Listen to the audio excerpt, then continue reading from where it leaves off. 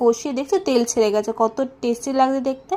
এবার এটা কেওড়ার জল নিলাম, কিছুটা কেওড়ার জল দিলাম, দেন গোলাপ জল দিলাম, দুটো সব মিক্স করে নিচ্ছি একসাথে। তারপরে দিলাম হচ্ছে জল, নর্মাল জল দিলাম।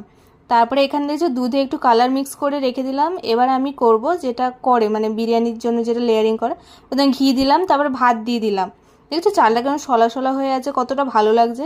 দেন বিরিয়ানি মশলা, আবার একটু ঘি দিলাম, দেওয়ার পর ওই জলটা দিয়ে দিলাম। জলটা দেওয়ার পর দেন কালার দিলাম, কালার দিয়ে তারপরে চিকেনগুলো ভালো করে লেয়ারিং করে নিলাম, আলু দিলাম, চিকেন দিলাম, তার ভাত দিয়ে আবার সেম ঘি দিয়ে বিরিয়ানি মশলা দিয়ে জলটা দিয়ে চিকেন দিয়ে আবার সেমভাবে লেয়ারিং করলাম, করে আবার মিঠা আতরও দিয়েছিলাম, এখানে দেখাতে ভুলে গেছি। তারপরে গ্যাসটা প্রথমে 10 মিনিট বা জোরে গ্যাস দিয়ে রাখবে, তারপরে তোমরা করবে। দেখেছো তারপরে নামিয়ে নেওয়ার পর কত টেস্টি হয়েছে দেখতে। আমার বাবা মা সবাই খেয়ে খুব ভালো হয়েছিল বললো, আমারও খুব ভালো লেগেছিলো। টাটা।